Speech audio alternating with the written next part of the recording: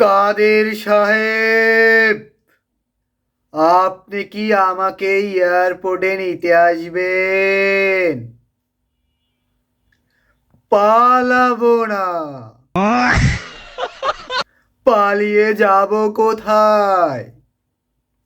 কাদের সাহেব, আপনার বাসা তো আছেই। জায়গা দিবেন আপনার বাসায়। এখন 300 ফিটও আমাদের, জনগণও আমাদের। বাসি তো রেপ্রি আমাদের পক্ষেই ফু মারবে। কাদের সাহেব, আপনি কোথায়?